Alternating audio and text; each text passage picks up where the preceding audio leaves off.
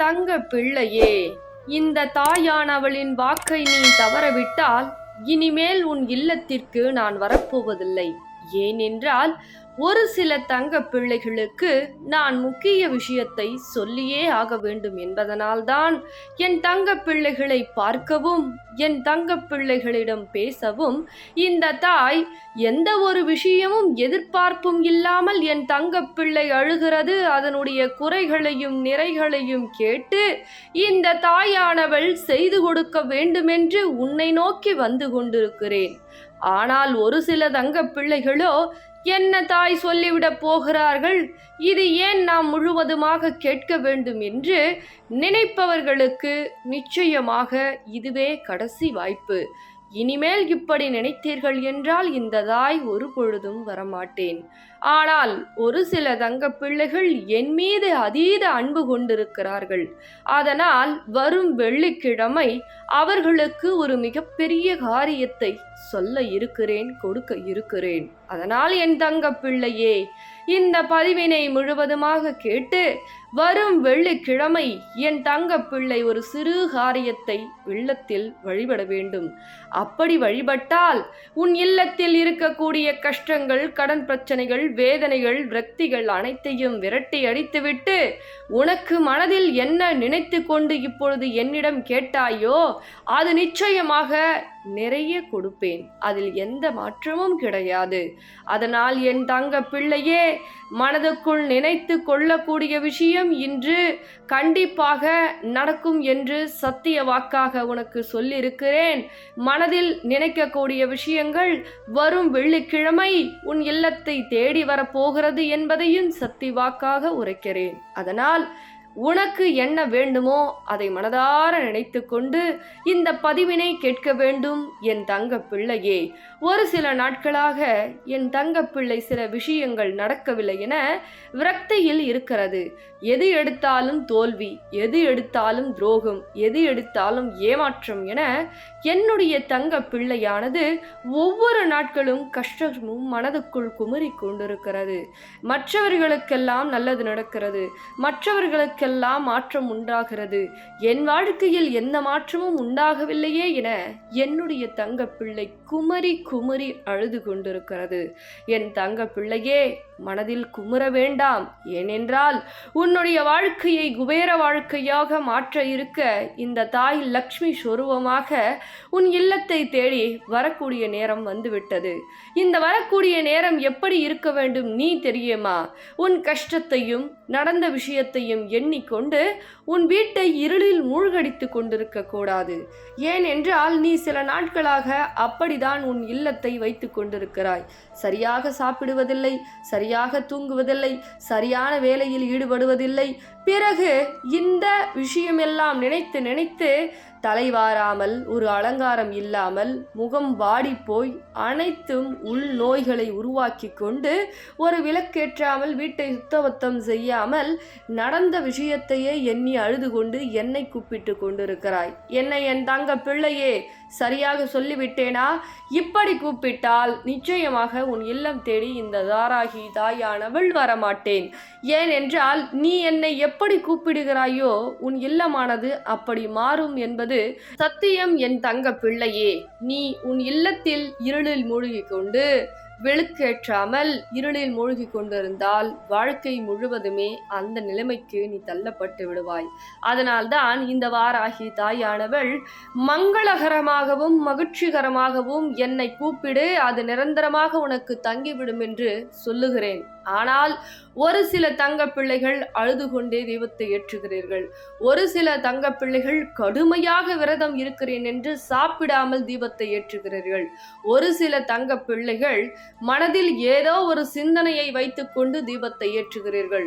ஒரு சில தங்க பிள்ளைகள் தன்னுடைய ஆதங்கத்தை சொல்லி தீபத்தை ஏற்றுகிறீர்கள். ஆனால் ஒரு சில தங்க பிள்ளைகள் மட்டுமே தாயே நீங்கள் இல்லத்திற்கு வர வேண்டும், தீபத்தில் காட்சி கொடுத்து விட்டீர்களா மட்டும் போதும் என பொதுநலமாக என் மீது அன்பு கொண்டு தீபத்தை ஏற்றுபவர்களுக்கு நான் தீபத்தில் காட்சி கொடுக்கிறேன். எப்பொழுதுமே என் தங்க பிள்ளையே, நம் உள்ளத்தாலும் மனதாலும் நினைக்கக்கூடிய விஷயம்தான் நம் முகத்தில் பிரதிபலிக்கும்.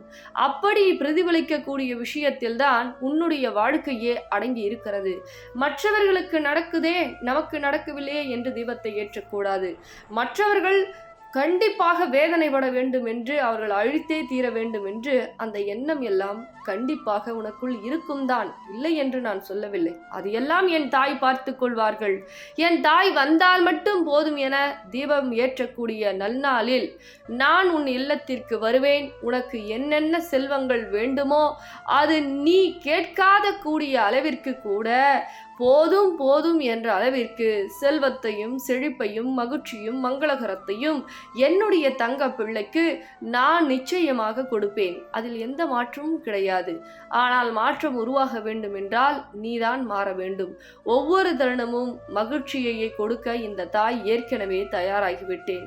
ஒவ்வொரு நாட்களும் உனக்கு கஷ்டங்களும் கவலைகளும் அதிகரிக்கிறது என்றால் உன்னை சிறிதளவில் நீ மாற்றிக்கொண்டே ஆக வேண்டும். ஏனென்றால் மாற்றம் கொண்டு வரவில்லை என்றால் மகிழ்ச்சிகள் நம் வாழ்க்கையில் நிச்சயமாக நிலைக்காது. என்னதான் நீ கேட்ட விஷயத்தை நான் கொடுத்தாலும் தாய் கொடுத்து விட்டார்கள் என்ற சந்தோஷமும் அந்த மகிழ்ச்சியும் நீ ஏற்றுக்கொண்டால் மட்டும்தான் அதை சந்தோஷப்பட முடியும். நான் கொடுத்த விஷயத்தை நிரந்தரமாக உன் கரங்களில் தங்கும். ஆனால் கேட்ட விஷயம் காலதாமதமாக வந்துவிட்டது, இனிமேல் அது நிலைக்குமா நிலைக்காதா என்ற நீ கேட்ட விஷயத்தையே நான் கொடுத்தாலும் அதை அலட்சியமாக எடுத்துக்கொண்டால் நிச்சயமாக இதுவும் நிற்காது. அதே போல் எதை கொடுத்தாலும் நீ சந்தோஷப்பட முடியாது. அதனால்தான் உன்னுடைய மனதை மாற்று. எப்படி மாற்ற வேண்டும்? குழப்பத்தால் இருந்து தெளிவு பிறக்க வேண்டும். ஒரு விஷயத்தை நான் சொல்லிக் கொடுக்கிறேன் என்றால் அதை கடைபிடித்து முன்னேறுவது என்பது உன்னுடைய கடமை. உன்னுடைய வாழ்க்கையில் உன்னுடைய பாதையில் என்னால் பயணிக்க முடியாது. ஆனால் பாதை தெளிவாக இருக்கிறது. இந்த பாதையில் நீ பயணித்தால் வெற்றி அடைந்துவிடும் என்று உனக்கு ஒரு தாயாக வழிகாட்ட முடியுமே தவிர, அதில் நீ சரியாக சென்றால் உனக்கு வெற்றிகளை கொடுக்க முடியுமே தவிர, தாய் பாதையில் நீங்களும் பயணிக்க வேண்டும் என்றால் அது தவறான விஷயமாகும். ஏனென்றால் நான் உனக்கு பாதை காட்டியும் நீ பயந்து கொண்டே இருந்தால் வெற்றி என்பது பயப்படுபவர்களுக்கு எப்படி கிடைக்கும்? துணிந்து செயல்படுபவர்கள், நம்பிக்கை இருப்பவர்கள், நம்மால் முடியும், என் தாய் சொல்லியிருக்கிறார்கள் என்று தைரியமாக இருப்பவர்களுக்கே வெற்றி என்ற மாலை கிடைக்கிறது, வெற்றி என்ற மகுடம் சூடுகிறது. ஆனால் பயந்து கொண்டு இவர்கள் என்ன சொல்லுவார்களோ, அவர்கள் என்ன பேசுவார்களோ, இவர்களுக்கு என்ன நினைப்பார்களோ என அடுத்தவர்களுக்கு முக்கியத்துவம் கொடுத்து உன்னுடைய வாழ்க்கையை, வாழக்கூடிய வாழ்க்கையை ஒவ்வொரு நாட்களும் இழந்து கொண்டிருக்கிறாய். இதுதான் நடந்து கொண்டிருக்கிறது. இப்படியெல்லாம் செய்தால் நான் கொடுக்கக்கூடிய விஷயத்தை உன்னால் எப்படி முழுமையாக ஏற்றுக்கொள்ள முடியும் என்பதை இந்த பதிவின் மூலமாக நான் சொல்வதை கொஞ்சம் சிந்தித்து பார் என் தங்க பிள்ளையே. என் தங்க பிள்ளையே, நான் சொல்வது சரிதானே? இப்படிதானே நீ இருக்கிறாய்? மற்றவர்கள் என்ன, இவர்கள் என்ன சொல்லி விடுவார்கள், அவர்கள் என்ன செய்து விடுவார்கள் என்று இப்படிதானே நீ சிந்தித்து கொண்டிருக்கிறாய்? உன்னுடைய வாழ்க்கையை நீ வாழவே இல்லையே. பிறகு உனக்கென்று சில விஷயங்களை கொடுத்தால் அந்த விஷயத்தை எப்படி நீ வாழ்க்கையை சரியாக பயன்படுத்துவாய்? எனக்கு இன்று நீ ஒரு சத்திய வாக்கு சொல்ல வேண்டும், சத்தியம் செய்து கொடுக்க வேண்டும் என் தங்க பிள்ளையே.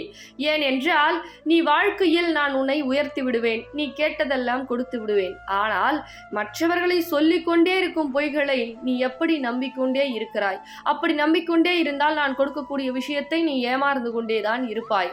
அதனால் உனக்கு பிடித்தாற்போல் இனிமேல் நான் வாழப்போகிறேன் என்று எனக்கு சத்தியம் செய்து கொடுக்க வேண்டும்.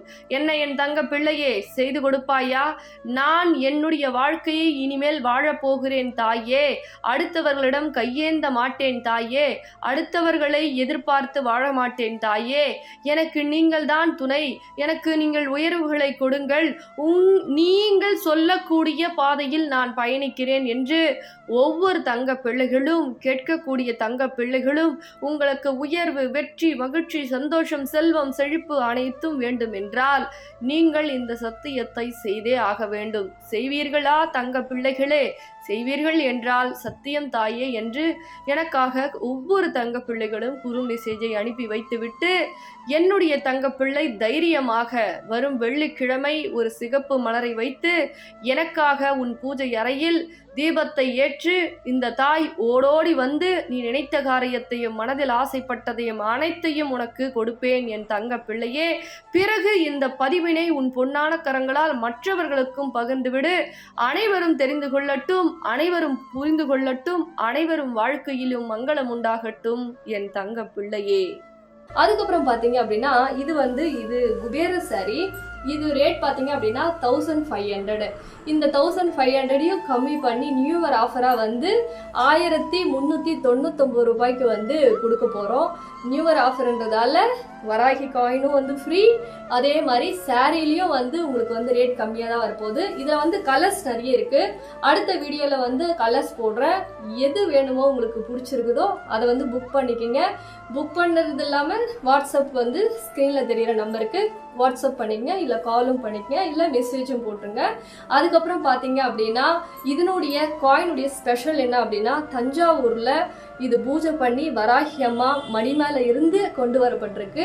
இந்த நியூ இயரில் உங்கள் எல்லா வீட்லேயும் இந்த அம்மா வரணும், செல்வம் செழிப்பு கடன் பிரச்சனை எல்லாம் தீரணும்னு சொல்லிட்டு நான் உங்களுக்காக பிரார்த்தனை பண்ணி கொண்டு வந்திருக்கேன். மிஸ் பண்ணிடாதீங்க. 100 பீப்புள்ஸ்க்கு மட்டும்தான்.